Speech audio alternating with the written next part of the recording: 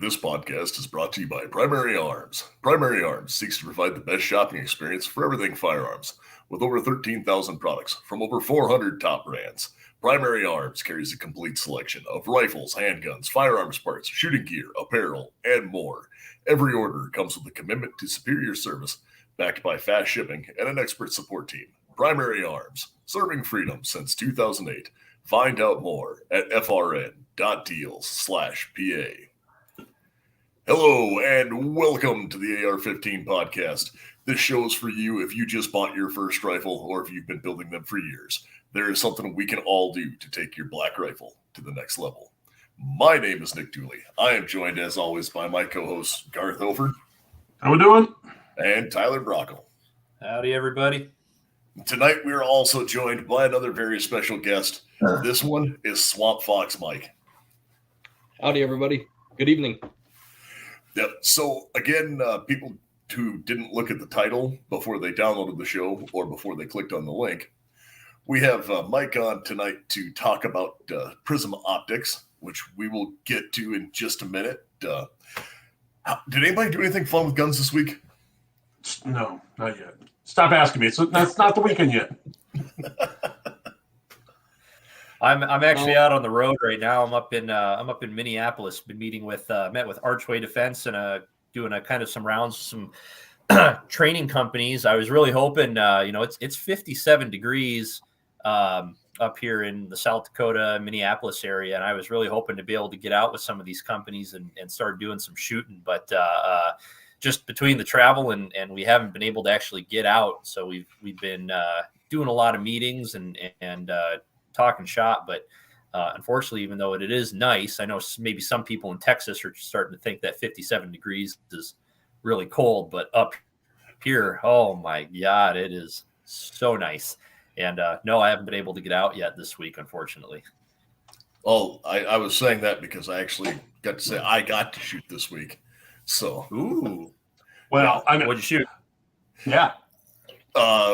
We did another qual with the venerable M9 and one of my beloved Berettas, and so got to do a little MP qual. So that was not something we normally do, but I at least got to shoot this week. And now that you, on the government side, of course. Actually, now that you said guns and stuff, the sheriff of Potter County did buy me an AR this week, so I was pretty fortunate for that. A little goat gun, man. Oh. How much longer before they're swapping out your M9s with M17s? They already swapped out ours, so we just got the new M17s last month. Well, I can tell you that when we came down here, or well, I shouldn't say that, it's in October, Beretta shipped the last M9 for the original M9 contract, and they had already been fielding the M17s. Okay. Yep. So I have a feeling that some of these other missions will continue to see Berettas for a long, long time. Interesting. National Guard always gets, the last anyway. Like, guys talk about how in the Gulf War in 1991, the National Guard guys in the with their tanks were still running M3 grease guns from World War II, in the desert. So, if it still works, they're going to find a way to use it. Someone's going to use that sucker. I saw fielding of M16A2s because I love the A2 though. I got such a soft spot for it, man. The old musket.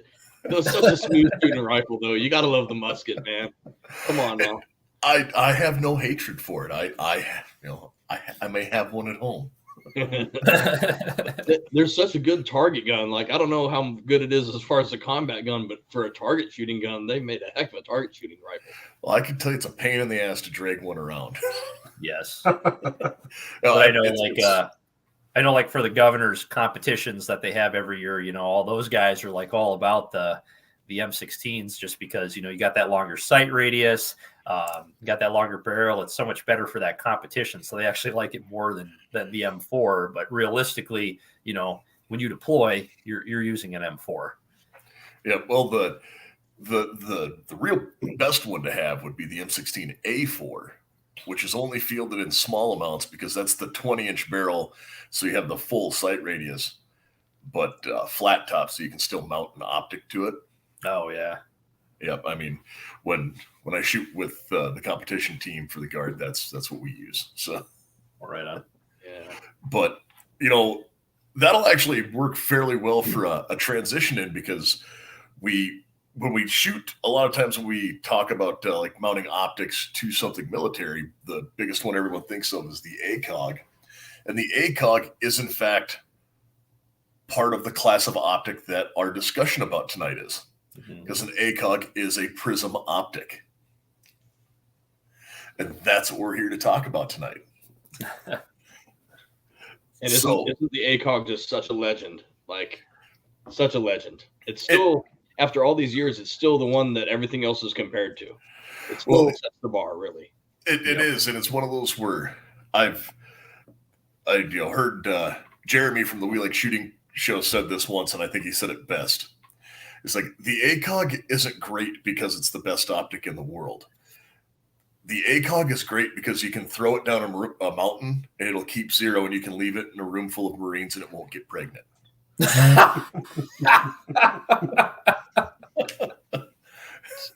And so, to my Marine brothers out there, feel the love, but it's, I think if you leave, it's the old joke of, if you leave a private from the Marine Corps or the Army in a room with a 1-ton steel ball, they're going to do one of three things with it: lose it, break it, or get it pregnant.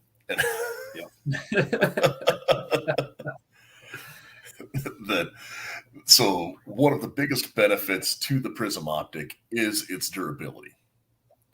Yeah, I think absolutely. that would, and I guess maybe one of the things we should start off with, Mike, is maybe talk to us, define what a prism optic is for those of us. So a prism optic, this is the part where I wish that I was the host, that I could do all the computer magic and show you guys diagrams and stuff. Like maybe I should have printed something out and I could hold it. But a prism optic, in order to work, has to do all of the things that a tube style optic does. So all of the little bending of light and having a reticle that's actually positioned inside, that's chemically etched on a piece of glass, and then the light goes through the objective lens and it gets flipped, so the image is upside down. So then you have to have another lens later that flips it the right side up again. All of that stuff that you see in, like a 3-9 hunting scope or a 1-6 LPVO that's 11 inches long and 20 ounces. A prism scope has to accomplish all those same things with light. It doesn't shortcut the math on how light works at all.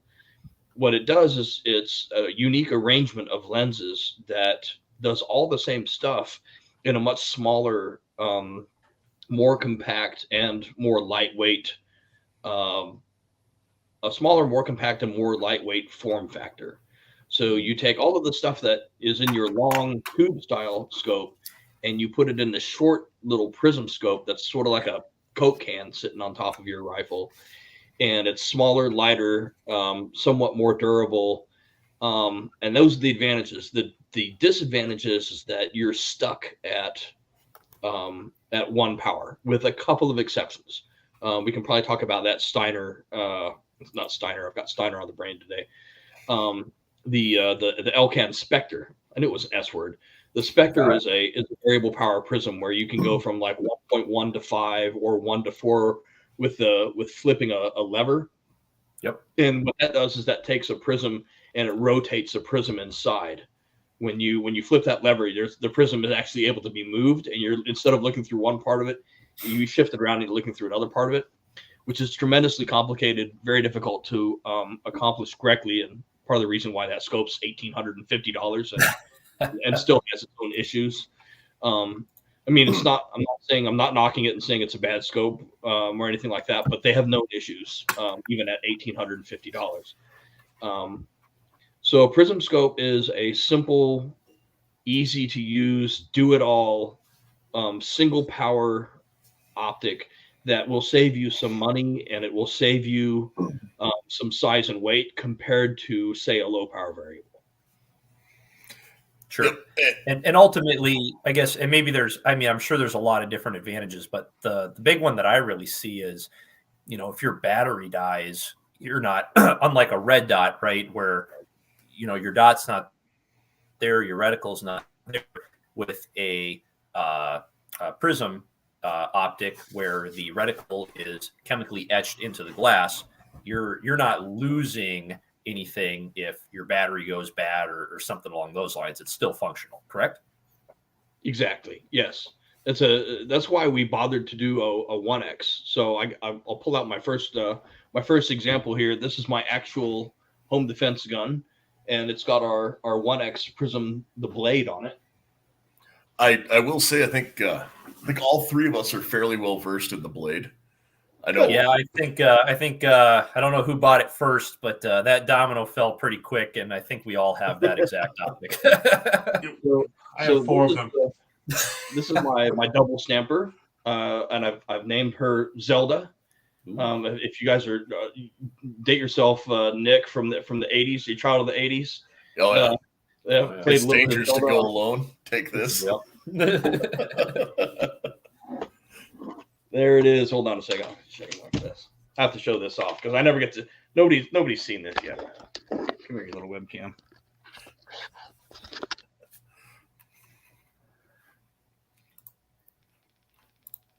That's not the one I want. Blow it up, Dooley. Yep. There we go.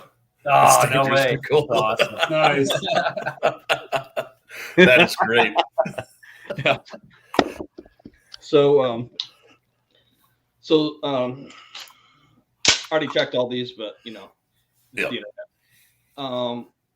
So this is a 10.5 SBR with a big AAC 762 can on the end of it. So it's kind of front heavy because of the can. So I have a 1X Prism in here, and the magical part of the Prism is located. In this case, it's on the left side of the optic, and it's basically a triangle shaped prism. I mean, if you imagine like the cover of the old Pink Floyd Dark Side of the Moon album, it's that kind of prism. It's basically shaped like a little pyramid, and it bounces the light around in there in a very efficient manner. And so this is basically like a red dot substitute, but it does a couple of things for me that a red dot doesn't do. The first one is that I have astigmatism, so I never see just like a 3 MOA dot or a 2 MOA dot ever. Doesn't matter if it's red or it's green or whatever. I never see just a plain dot. I see like a bow tie, or I see a comet with a tail on it, and I just have to sort of fight through it and deal with it as best I can. But because this has a chemically etched reticle in it, it's always sharp for me. And it has a adjustable ocular here, which you can set for your eye. You can move it around, and this will keep the reticle sharp no matter what your eyes are. I've been wearing glasses since I was 13 years old, so I have to set this ocular to keep my reticle clear. So here's a pop quiz for you guys. The ACOG is tougher than this scope for sure. It's 7075. This is 6061. It's a forged body, which we can't do. Would be super cool, but it's also why it's $1,300. But the ACOG does not have an adjustable ocular. Do you guys know why? Take a guess. Because of the fiber optic inlay. I was going to say something pretty. I was just going to say, I don't know, it has something to do with like the radioactivity of the tritium and making sure that stays contained or something along those lines. Garth, any guesses? Man, I'm not fancy enough to play with an ACOG. I've never shot one. I've never looked through one, so no, I have no guesses. They're amazing. It's an amazing scope. It'll make you wish you had $1,300 to burn for sure. So the reason why the ACOG doesn't have adjustable oculars because they were built for a military request for procurement RFP, and the RFP did not specify that it needed an adjustable ocular, so they didn't put one on. The reason why it didn't specify it is because the optic is set for corrected 20/20 vision because it's an infantry optic. And if you can't have 20/20 corrected vision, you're not an infantryman and you're not going to be issued one anyway. Yep. So everybody who's going to look through an ACOG, according to Trijicon, has 20/20 vision, or else it's not your job to look through it. Yep. And that's where that comes from. That goes right along with our, constant thing of what mil spec is. Right. As I don't know if you remember from the last time you were on, we told you there's NSNs for everything. Oh yeah. To include beer. And if you order beer from the military supply system, you will get Coors Light, because Coors Light is the mil spec beer. Coors Light, the milk of beer. Yeah, I can hear the advertisement, right? I'm surprised I haven't heard that. Like a Humvee jumping over a dirt berm or something. Yeah, that's just a thing that we found out years ago in the supply system. Yeah, wow. Now I can't unsee that at all. But that's just one of those. It's our lovely inside joke of every time I hear something mil spec. You know what else is mil spec? Coors Light. Coors Light, the mil spec. That's how a pallet showed up where Dooley was posted at that time. So since you guys know this scope and everything, I'll give you one more advantage of a 1X Prism, and not just the blade, but any 1X Prism. That I think matters for home defense or for close quarters, law enforcement type work. And I can actually kind of demo that here a little bit. So most of the stuff that people do when something goes bump in the night, they're doing it in the dark. And we don't like that. We want to see what we're shooting at. I mean, basic rule of firearm safety is know your target, know what's around it, know what's in front of it, know what's behind it. And that means, if you don't have night vision, which I don't, it means using a white light. Problem with red dots is that, I've got my Surefire Scout here, which is all burned up. You can see it's just charred. But when I activate my Surefire Scout, then I wash out my red dot, right? But I never wash out a Prism scope because the etched reticle is always there. You can't wash it out. So right now I've got my illumination on and I can see my illuminated reticle, but if I overwhelm that illumination with white light, then it just turns from my illuminated reticle color, which in this one is amber, by the way. It goes from amber to black when I turn the light on. I never wash it out, which I can wash out with a red dot really easily. And that's a major advantage of Prism scopes in close quarters. We did these for amber because part of the job of blade is to be useful for as many people's eyeballs as possible. And we got shooter feedback from guys who are colorblind. And they're like, look, I can't see red and I can't see green. It looks like mud to me. Your illumination is no good. Can you guys come up with a illumination color for me to use in home defense that will actually be worthy? And amber was the answer to that. So we have blades in amber now for the colorblind guys. Well, now I need a fifth. To like it quite a bit. So. I'm not even colorblind. I just want to collect them all. Hey, right. Now I do know also with the I'll share the screen here, because on that 1X blade that you guys have, the reticle on that is actually fairly unique. Yeah, I think so. I haven't seen anybody else copy it yet. So yeah, there we go. Yeah, now you can do that. Okay, I'm in charge thing and do pointy at what. Yeah, so we developed this scope with a lot of input from law enforcement guys, and it's really meant to be a law enforcement optic. And we're saying, look, what is something that you guys have to have, and what is a deal breaker? What's something that is totally useless to you? And a lot of these cops were telling us, stop selling us BDC reticles, especially in a 1X. We're not taking 300 or 400 yard shots in the United States. In the continental United States, like 80 yards is a sniper shot in American law enforcement. If the bad guy's 80 yards away, they call in the sniper team in general, right? So there's nobody's ever taking a 300 yard shot with a 1X optic in American law enforcement. It just never happens. So, okay, well, what's a problem that you guys do have that is really vexing you that you need help with? Well, our guys keep forgetting about height over bore, that there's a mechanical offset that basically the center line of my optic here is about 2.6 inches over the center line of my barrel. I've got 1.6 inches from my receiver to the center line of the optic, and about 1 inch from my receiver to the center line of the barrel. So it's about 2.6 inches. So at close range, when I'm trying to hit, a target with precision at close range, we're hitting low all the time. We hit about 2.5 inches low. And if you're taking the classic hostage rescue shot, you wind up shooting the good guy in the shoulder instead of shooting the bad guy in the head, doing just hostage rescue training. So I came up with this. It took me a whole day to do the math. It's basically based on Pythagorean theorem. And as you can see, the holds there, they're for close quarters only. There's no BDC in this. At 5 yards, you use the caret. I call it the caret at the bottom of the ring. At 10 yards, you use the dot. At 15 yards, you use the bottom of the trident. And then the top of the trident is a 5200 battle sight 0, the old Army style battle sight 0. And it works great. And that's for 5.56 guns, but the holds actually work for the close quarter holds work for any caliber, because at 5 yards or 10 yards, there's basically no time for differences in velocity, ballistic coefficient, and all of that stuff to take effect. Like at 5 yards, a 22 pretty much hits the same as a 5.56, pretty much hits the same as 7.62 by 3.9, because it's 5 yards. It's all about the mechanical angle, so see if I can show that, the mechanical angle of tilting the gun up a little bit. That's all you're trying to do, is trying to figure out, instead of doing this and hitting low, how much do I have to do this and tilt my gun up to hit actually where I'm aiming?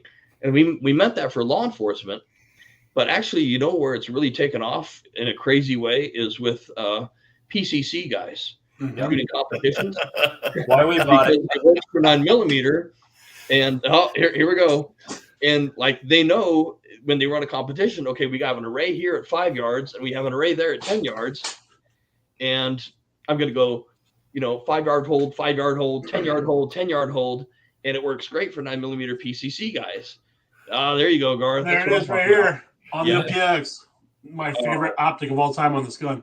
So I do have a question then for that circumstance with the down holds at 5 and 10 and 15. That's assuming you're zeroed at 50 then? Yeah. Okay.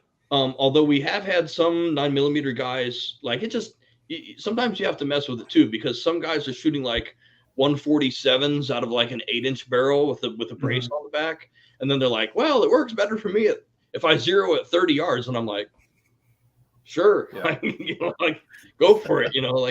You still have to, there's no substitute for data on previous engagement. There's no substitute for figuring out your own stuff, Yeah, I'm at a 25, 100. So it works for me. Yeah. I'm assuming it varies a little bit based on ammunition, right? Yeah, a little, but again, it's so minor. Like the difference at 15 yards is so small. Yeah, right. It's so small, and you're still you're trying to eliminate as many variables as you can. So you're trying to get to the point where if you can even remember that height over bore is a thing, and select the bottom of the ring, but the guy's not really at 5 yards, he's at 7 yards. Like you still help yourself out. You still helped your case. Oh. And if you forget all about it, it's still a darn decent circle dot reticle. It's no worse than any other circle dot reticle out there. Even if you forget about the trick of the holds, it's still a really nice, bold, in your face circle dot. We were looking at other optics and what their reticles were like when we developed it. And there's another company that makes a 1X prism that begins with V, and everybody has one. And they'll know what I'm talking about. And they have a circle dot reticle in theirs, but the circle doesn't really do anything. It's like this thin, wispy little circle. And when I'm shooting with it, I don't even notice that it's there. Now, isn't the circle traditionally isn't it like 68 MOA, and that's the width of a normal human torso at like 25 yards? Some guys have done that. Yeah. Some other companies have done that. We don't have any ranging in ours because obviously I did the circle width based on my holds. Right. So, but yeah, there's different ways to sneak stuff in. You guys you're sponsored by PA. Primary Arms has the ACSS reticles, which are excellent reticles, and they always have ranging somewhere in there. Dimitri always puts in some way to range, because he's crazy smart that way, and he always has a sneaky way to use it to the maximum to get ranging in there. So we don't do that with the 1X, but it can be done. Yeah. I've always found it. They've got a magnifier out that has ranging and a magnifier. That's super cool. Oh, interesting. Yeah, I've always found it really cool that there's a lot of thought that goes into all of these reticles. A lot of people out there, don't really realize that. They just think it's a design or something cool, but there's an actual purpose and reason for it. And if you buy stuff like this, especially like the the blade, you should really take advantage of it and read the user manual and actually understand what these various things that make up the reticle, what they're used for. It's a real challenge. We're working on to go away from prisms for a second, but we're working on a 1-10 first focal plane called the Warhorse. No. And we've done meetings about what the reticle is going to look like for like a year. It's been like, we're still finalizing what the reticle is going to look like, and it's been a year of meetings and proposals and prototypes on what that reticle is going to be. Because a 1-10 reticle in first focal plane is incredibly challenging. It's super difficult. Interesting. So everything that's there is there for a reason. It's all there very much on purpose. Yep. And then, so we've been talking a lot about like the 1X, obviously, because, we all have blades. I think like Tyler might have called me a while ago. And he's like, okay, I need an optic for this. It's PCC. What should I get? And I just went, buy a Swampfox blade. It was almost just to buy that and hang up the phone. Well, I don't know how many guys we've had ask that question at competition shooting and stuff like that. And we'll go, hey, just look through my one-time blade and, just see what you think. Well, can I run it for a round? Yeah, absolutely. Go ahead. And then they're sold and they're spending money with Dooley and, Yep. There's no substitute for looking through it and for rounds down range. There's no substitute. Yeah, I think I sold the one off of my rifle like 4 times. Yeah. I knew we were onto something because we brought a prototype blade to the SWAT Roundup, which is basically a SWAT competition in Orlando, Florida. We were just getting started. Nobody had heard of our brand name yet. I mean, we had a little table, like a tiny little table with like 10 scopes on it, at this SWAT competition. It's SWAT guys from all over the world, and we're showing them this blade prototype, which looked totally different than the final one does.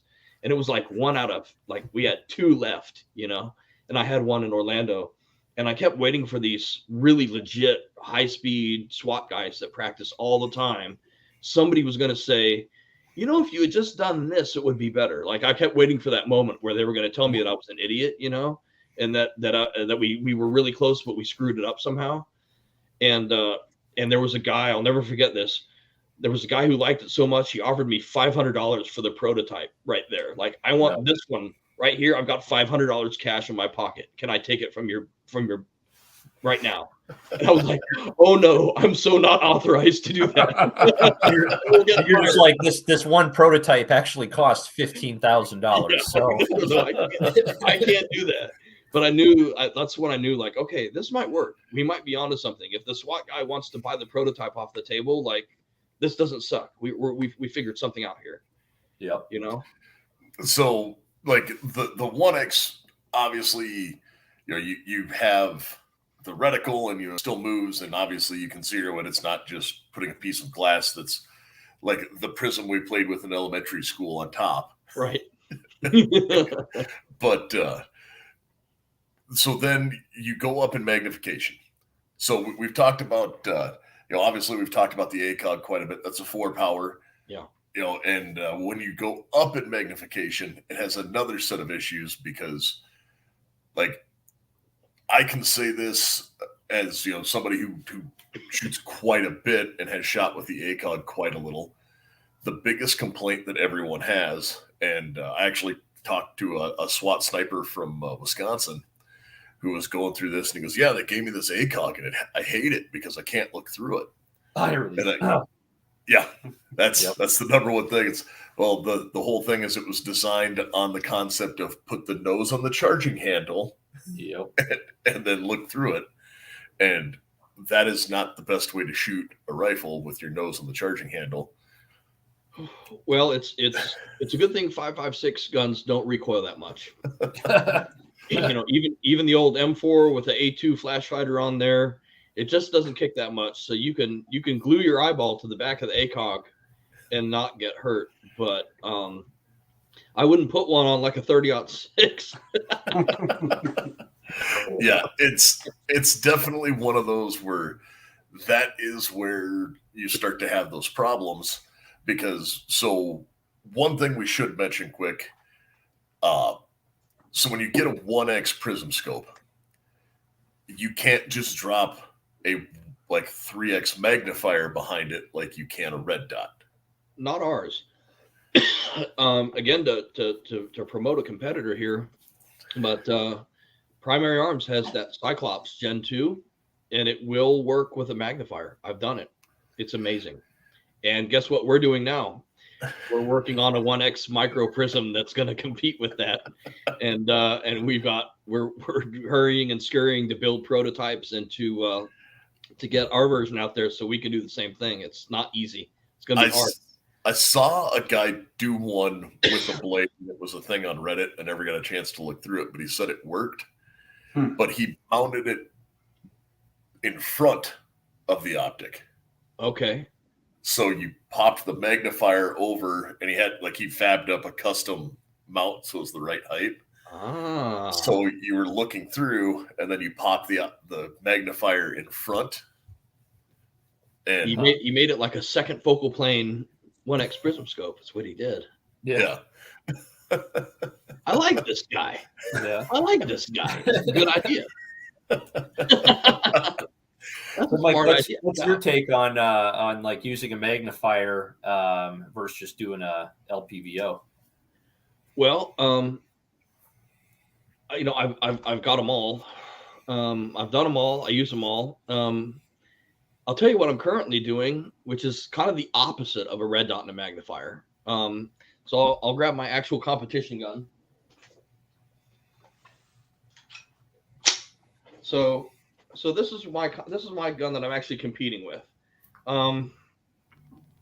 So when we have a red dot and a magnifier, what we've got is we're using our red dot as our primary, and then the magnifier is kind of our secondary. So the idea is that we're shooting up close and fast most of the time, and then some of the time we need to shoot, as they say, down the street. We need a little bit of magnification to extend our effective range out to the point where the bullet starts to drop, and we need to at least get to 200, maybe 300 yards. Wouldn't you guys say that's about right? That sounds fair. 3X magnifier. If you're at 300 yards, you're doing real good with 3X magnifier. Mm-hmm. And most red dots don't have a bullet drop compensating reticle in them. So I kind of did the opposite of that. I don't have to actually physically manipulate a magnifier on a mount and take my hand off of the gun and move something. What I've done is I've made the 3X Tri-Hawk here. This 3X Prism scope is my primary. So everything from 50 yards to say 400 yards, this thing's super easy. It's one shot, one hit out to 400, no problem. Mm-hmm. Unless I'm out of breath because I'm old and fat, and then it's the reticle's moving all over the place. But that's a me thing, not a rifle thing. The rifle can hit at 400 yards, one shot, and every time on an 8-inch plate, no problem, with a 3X Tri-Hawk. So if it's beyond 50 yards, I have a Tri-Hawk and I have my bullet drop compensating reticle in it, and I know what my holds are. And from 50 to say 400 yards, I'm great. If it's inside 50 yards, I have my Justice here on our little Rebel offset mount on a 45-degree offset. So here I am. Let's see, go like this. So here I am. This is my primary. I've got a green reticle here at 3X, and then I have a red reticle at 1X.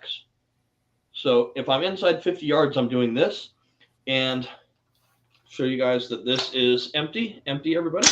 I'm going to actually point it right at my camera. Here's the cool thing about the Rebel offset mount. You'll notice that with the, there we go, with the optic level, I'm directly over the bore. I'm at iron sight height and I'm directly over the bore. So I don't have any horizontal offset. So if you guys shoot iron sights with ARs, or you're used to shooting a dot as your primary with AR-15s, and you know how to hold over a little bit up close, this is the exact same thing, but on 45 degrees. Because I have no weird little horizontal offset with our Rebel offset mount, which was the hard thing about designing that mount. We actually didn't get it right the first time. We had to do a second set of prototypes because we were off a little bit to the left. We didn't get the math quite right the first time. So I've got my 3X. I'm good to 400 yards. And then I have an array of targets that's 5 yards away. And I just, no problem. So that's what I'm doing in competition. I don't have to throw a throw lever. I never have to manipulate my optics. They're both zeroed and they're holding zero. And I don't really pay a weight penalty compared to an LPVO either. It weighs both of those scopes with the mounts and everything is still about the same as our Arrowhead on one of our LPVO mounts. It's within half an ounce, and I can't feel the difference. So that's how I'm running a competition, and I love it. Like, I don't win a bunch of things. I'm not a great competition shooter, but I'm good enough to know. I'm good enough to like talk with other competitors and understand. I talk the language, you know. Yeah, I understand what their needs are and what makes for a good competition scope. Yep. What is that they say? Might not know the whole tune, but I can hum a few bars. Yeah. I mean, I know how good I could be if I were, you know, if I was going to lose about 30 pounds and do a lot more dry fire, I'd be, you know, be a lot better. But it's not my hardware. It's me, man. No, I fully understand that, Yeah. and have fallen into the same category. And you know, I run a 1 to 10 on my competition rifle. And then, except for my PCC, that's still just a dot. And, well, actually, yeah, that is still just a dot until I get my new one built. Then we'll see what's on that. I got a random question, Mike, with like the 1X prisms. So I know with like rifle scopes, right? They take in more light. So if you're looking through your scope in low light conditions, what you're seeing through your scope is actually a little bit more illuminated than what your eyes can actually see.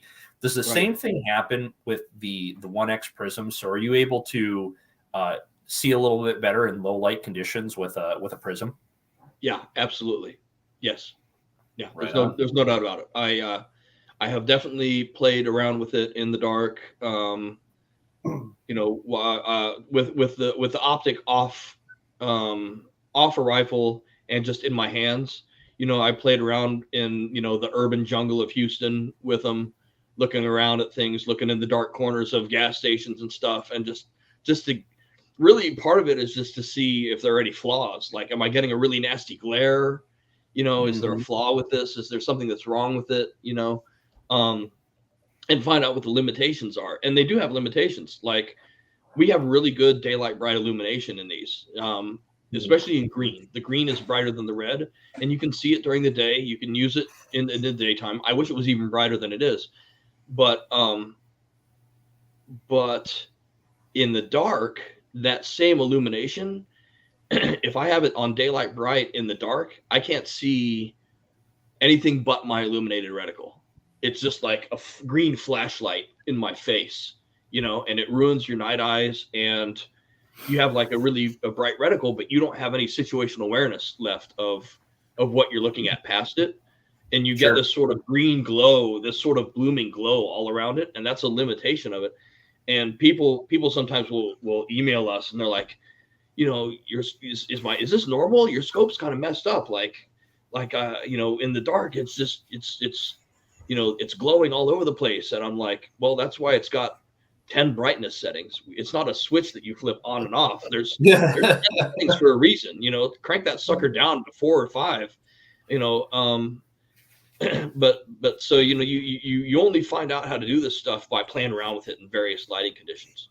But yeah, that's totally true. there's a shaft of light that comes out the back of the optic called the exit pupil. And the exit pupil, there's a specification on the side of the box that says how wide that exit pupil is. And the exit pupil is a good way of judging eye box, which is the box of light that basically my eye has to be inside. It has to find that exit pupil of light. It has to find that exit pupil of light in order for me to see through the scope. So the wider that shaft of light is, the easier it is for the scope to use. My pupils in my eyes will, I think the biggest that they get when they fully dilate is about 4 millimeters, right? So if I have a 1 to 10x arrowhead, and I've got that sucker cranked up to 10 power, my exit pupil is like 2.7 millimeters, which is pretty damn small. It's a little bit picky at 10x. And so my 4 millimeter wide eye has to find a 2.7 millimeter shaft of light to look through the scope. On a 1x prism scope, I can't remember what the specification is off the top of my head, but it's like 11 or 12 millimeters of exit pupil. 13.5. So that shaft of light is like triple, the width of my eye, and it's super easy to find. But that also means that I've got, where is it? Oh, 13.5. Look at that. Yeah. So if my pupil is only 4 millimeters wide at the maximum, then it's going to be super easy for me to find that shaft of light, and there's going to be a ton of light coming through that, more than my eyeball can really take in.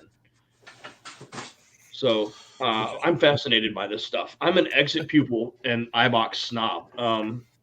We had a meeting today. We had a meeting today on a new generation of scopes that we're working on, which I can't talk about, but we were talking about what our priorities are for them. What's the most important thing? And the two top things on this optic are eye box and durability. I want it to be easy to use, and I want it to be as indestructible as possible. If we can do that, then I think we'll sell every one of them we can make. Right, I'm a big eye box guy. Right on. Is that something that just might have come out recently that I can't ask you about because I want to? No, you can ask me anything. I don't care. Well, okay. Well, I heard you guys came out with a new Prism not too long ago. We're about to. Okay. Yeah, this one's, and I've got one I can show you. Oh, that'd be fantastic. Yeah. No, the thing that we're talking about is, can we make 1 to 4 power great again? Oh, okay. Can we make a 1 to 4 power that's so easy to use that people will go, I'd rather have that than a 1 to 8. Maybe. We're gonna try. But the next Prism scope that we're going to come out with, which is already done, the user manuals are done, the boxes are done, they're getting built, they're getting shipped over, they're going through quality control. So this is going to be a spring launch. This will happen before summer. Is the 5X Prism, which is called the Saber, and it is not a mini prism. We're working on, in the future, we're going to have 1 power and 3 power little mini prisms. They're like the size of a micro dot. Okay. Wow, look at this.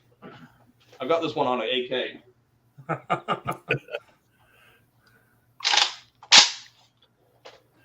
This is the Saber.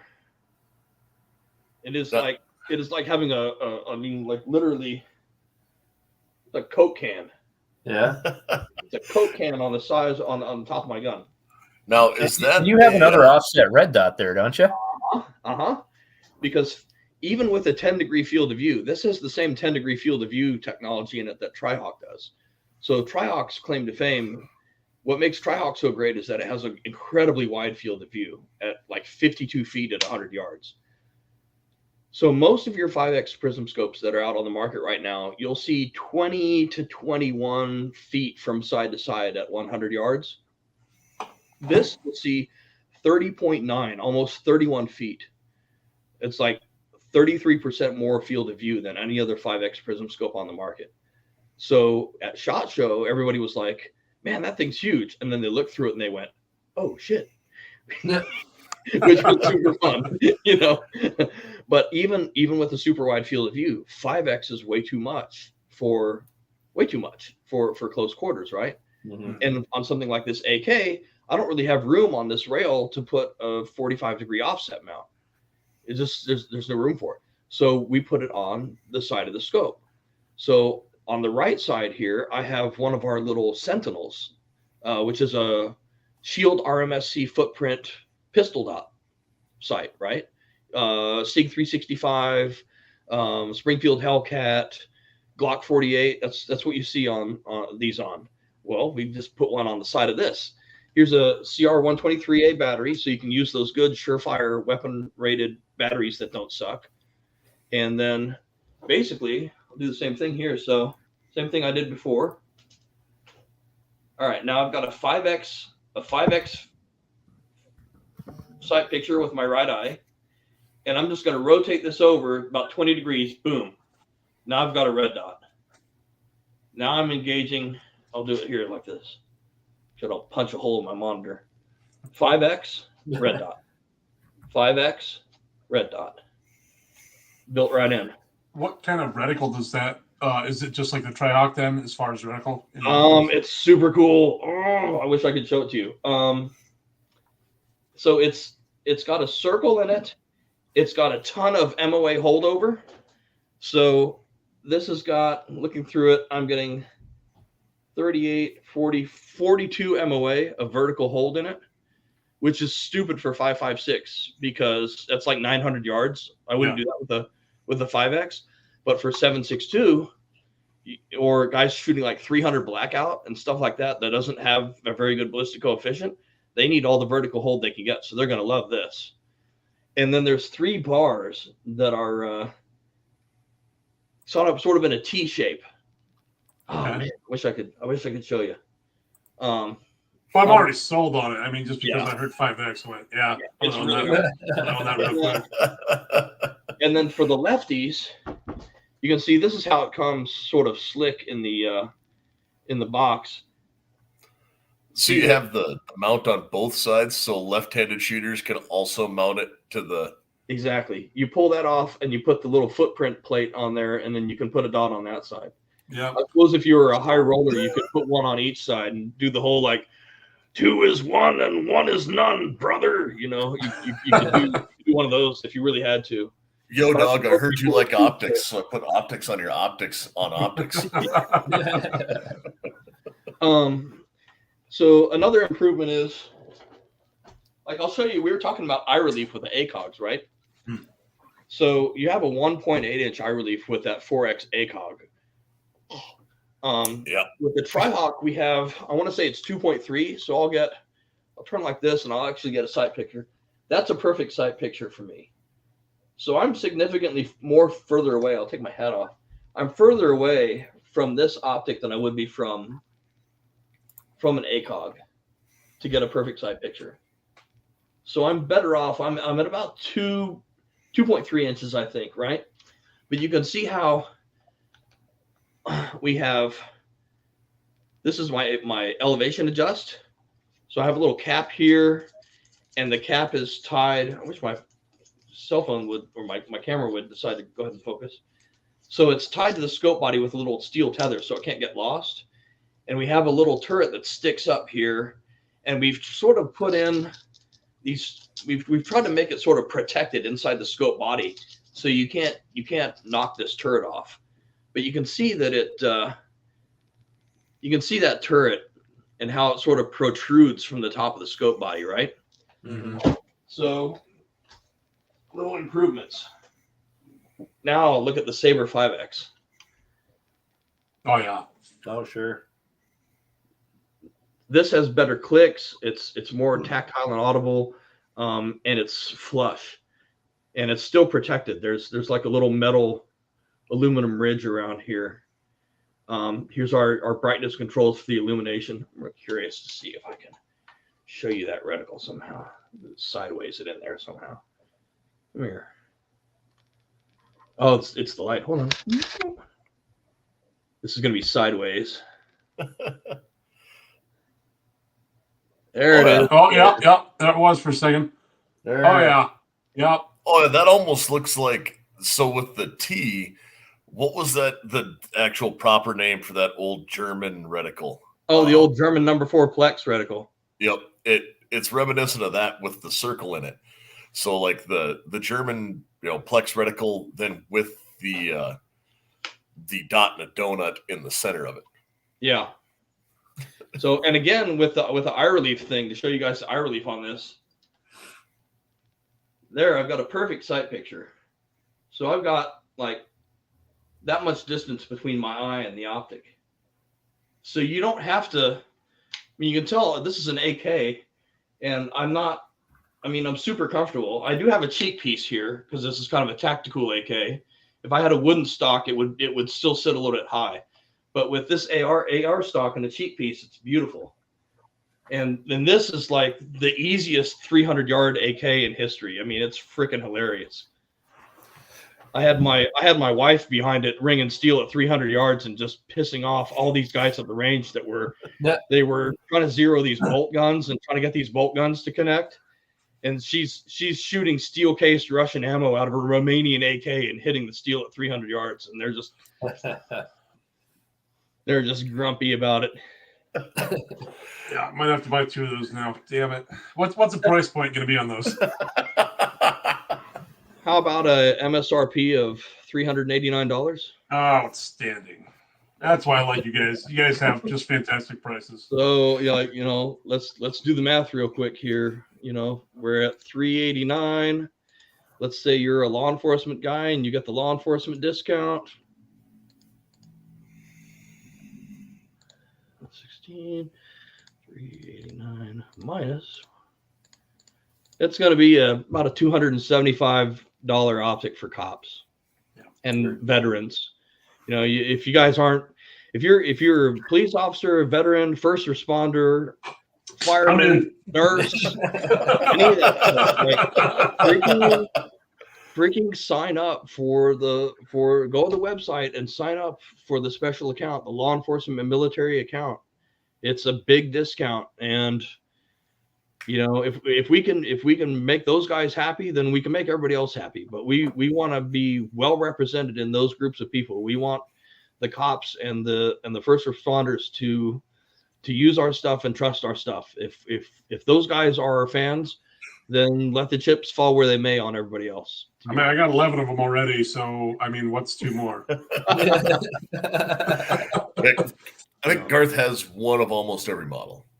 I used to, but now I just got the 4 1-in-10 arrows and the 4 blades, and then I've got 2 610s as well. But they're not mounted on anything currently. When he sees something he likes, he sticks to it. I do. I'm a Vortex and a Swampfox guy all the way. Thanks, man. He's got one mounted to his TV remote even at this rate. I do. You wouldn't believe how many channels I can flip through with that thing on there. Yeah. No, I gotta tell you guys, SHOT Show this year was freaking amazing. Because rub it in. Yeah. Because I tried to get you to come. Yeah, I know. I would have loved to have come. Yeah. Duty calls, man. Duty calls. We'll get you out there. I'll be there next year for sure. So the Airbnb is already booked. I cannot wait. Do it. You guys got to come to the booth. We'll hang out. We can do a video. We'll go out to eat dinner. Let's do it. Hell yeah. But that's fantastic. But I have to tell you guys, I'm super proud because the first time I did SHOT Show with Swampfox was in 2020. I started up there in 2019. We're a very new company. So in 2020, we go to SHOT Show and every conversation started out exactly the same. Hi, I'm Mike, and this is Swampfox, and we do optics. What kind of optics are you interested in? Because we have rifle optics and we have pistol optics and we have an LPVO, and we had a few products in 2020, but nobody knew anything about us, right? Every conversation was the hi, we make scopes conversation, right? So then 2021, we have to give it a skip because of the pandemic. So they don't have a SHOT Show in 2021. We skipped that whole year. 2022, we show up in January and people are wearing our apparel to the booth. They freaking showed up wearing their Swampfox gear to visit the Swampfox booth at SHOT Show. And I'm like, holy crap, that's cool. That was a neat feeling. and there were so many cops and so many officers who came by who were there to buy for their department and everything. And they're like, yeah, man, I got one on my carry gun. And I'm like, well, how's it treating you? Oh, it's been on there for a year and a half. I swapped the battery once. So far, so good. And I'm like, whew, glad to hear that. You know, the proof's in the pudding. Like either the product's going to hold together and it's going to work for these guys, or it's going to break, you know, and then our name's going to be dirt. So all these guys that are coming by going, oh yeah, I love mine. Mine's been great. I've got on my patrol rifle, you know. Man, it was emotional for me to see so many people that have bought into us and that trust us and that trust that the scopes don't suck. It was such a difference from 2020 and so exciting. So we're starting to get a name out there a little bit, guys. I think people are starting to hear about us a little bit more. I promote you guys any chance I get. So yeah, thanks, Bart. Yeah, well, I remember I found out about you guys first. You only had 2 products when you first came out. It was the Kingslayer, the Liberator. Yep. And the first time I talked to somebody from the company might have been at the 2019 SHOT Show when it was the card table booth. Yeah. That's where we were at that police SWAT roundup I was telling you about. A little bitty card table with about 10 scopes on there. That's where we were, and nobody knew us. You know, and I got to compliment you, not just on your scopes, but your whole packaging is phenomenal. So like, I don't know if you ever had like, you buy this like $1,000 iPhone, for example, right? And you just feel ashamed to throw that heavy box out because you're like, that's really good quality packaging. Like, I'll probably use that, and then you end up throwing it out, a couple of years later. But your guys's your box feels really high quality. You got really great manuals that come in it. You guys, I know, like, I'm trying to remember because I bought my blade, it's probably been a couple of months now, but man, you had stickers and lens cleaners and you sent a lot with it, and it was actually really cool, really well thought out, packaged really well. So not only is just the scopes good, but it seems like you guys have put a lot of thought and quality into, the little aspects as well. So I commend you on that too. No, we really do. I'll take a little bit of credit. I write the user manuals. So if you guys find a mistake in the user manuals, please keep it to yourselves. I don't want to know.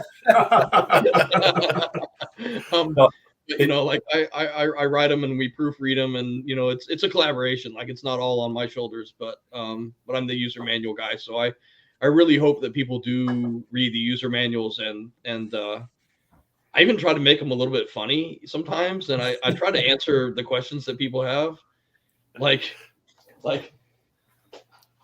on the manual for this Justice red dot here. It's a pistol dot, really. It's what it is. I've got it on a 45-degree offset, like I talked about, but it's a pistol dot. Mm-hmm. And like on the second page of the user manual, the headline of the user manual is, "Wait, my lens is tilted." And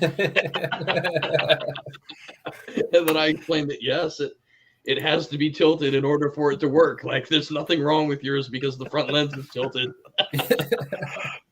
It's funny you say that, because I had to write the user manuals for my product as well, and my running joke was, if you think reading a user manual is tedious, try writing one, because there's a lot that goes into that you yes. take for granted. I mean, even like I every time I get a product, all the shit that I skip over, the compliance stuff, the proper disposal stuff,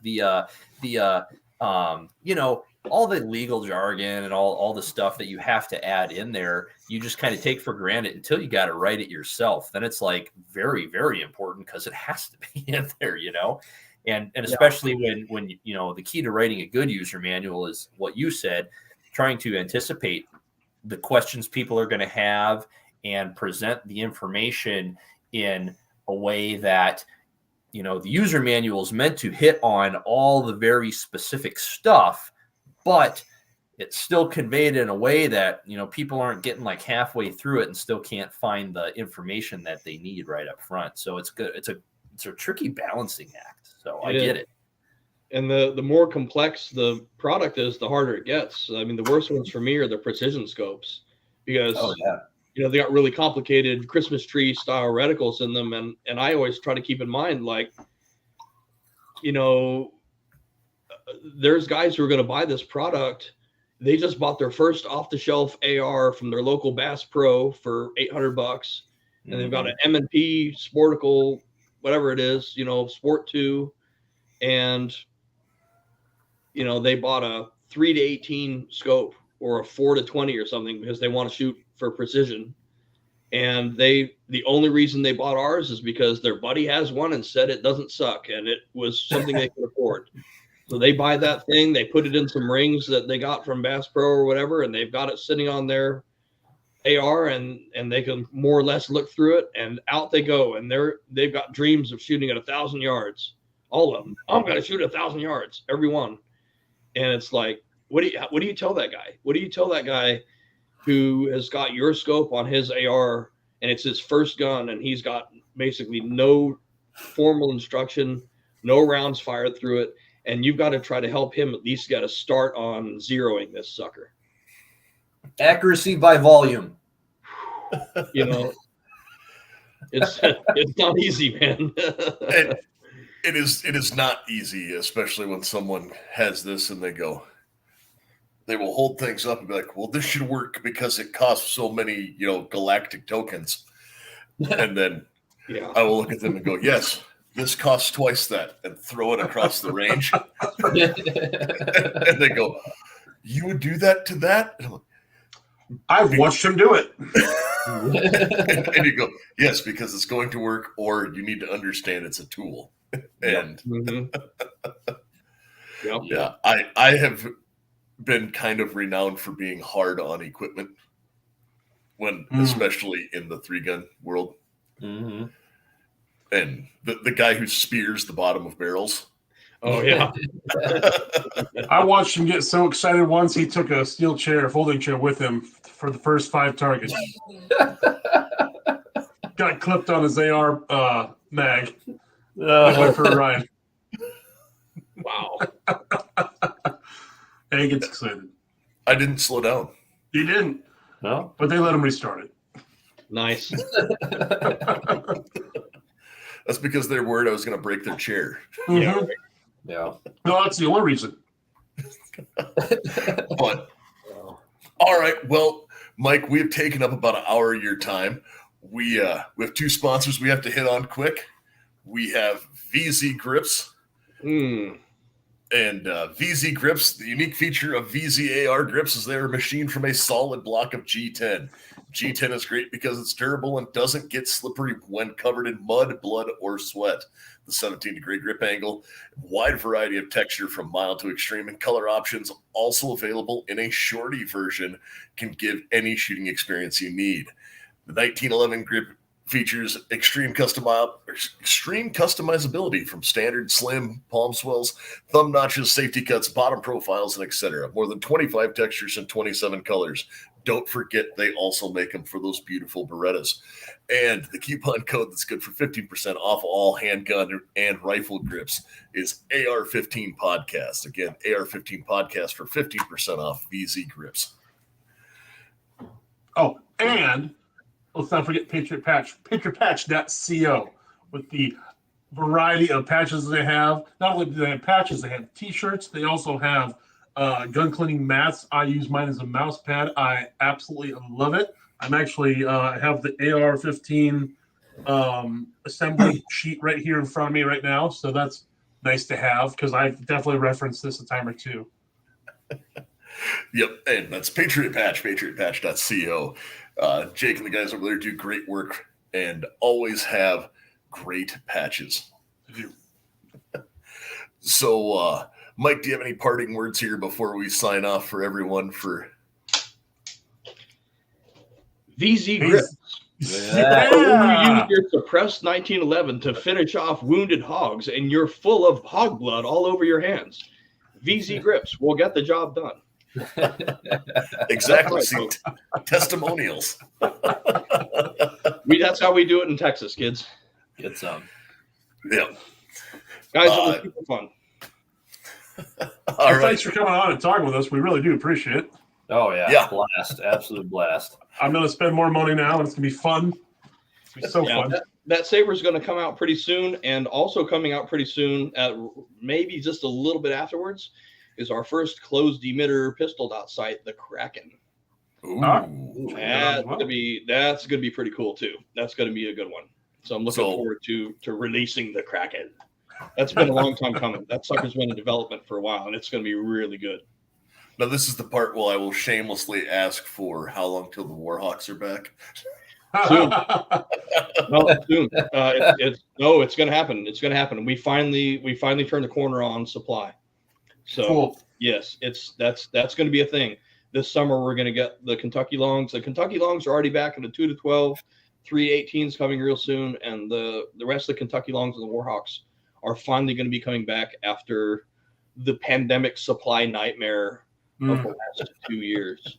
We've been better off than a lot of places, but when the choice is between paying extra money for glass that's not as good or just waiting, we chose to wait. I'm not going to charge more for a scope that's not as good as it was before just because of supply issues. We'll wait until we can make them right, and they're the excellent glass that people expect from Swampfox, and we can sell them at the same price point that we promised people when they came out. And that's going to happen finally. Good deal, because I've got a 6.5 Creedmoor that needs optics. Yeah. Yes, it does. I know a guy who can help you with that. It's going to happen. Yep. All right. Tyler, you got anything to add here before we get done? No, I just, the only thing I regret is I haven't been able to take my blade out and do a competition yet since they haven't really started up, but I'm really looking forward to it. You know, I've shot it at an indoor range, and I've picked it up almost about every day just to look through it since I got it. But yeah, I'm looking forward to actually using it in an actual competition. All right. And Mike, where can guys find you or our listeners find you and Swampfox? Easy peasy. Swampfoxoptics.com. Swampfox Optics on Facebook. Swampfox Optics on Instagram. Really, go to swampfoxoptics.com, which is our website. If you're in that group that I talked about, military, veteran, law enforcement, any of those guys, sign up for that. We run sales fairly periodically, and those guys get a really good deal. And that's where all the news comes out and everything. So swampfoxoptics.com, and then, you know, we'll see you on social media. Yeah. All right. Perfect. Garth, have a good night. Where can we find us at, Garth? I guess I can find us at AR-15 Podcast 2.0 at gmail.com, AR-15 Podcast 2.0 on the Instagram, AR-15 Podcast on YouTube and Facebook. Go to the Firearms Radio Network site. Check that out. You can find all our affiliate programs there. You get some great deals. Don't forget about VZ Grips with the coupon code, and definitely go check them out. They are a great company. And with that, I'm going to say happy trails until we meet again. And you know what, Dewey? I'll say it for you. Screw it. You're still not singing. That's right. And you folks out there, you stay safe and stay armed. You too, guys.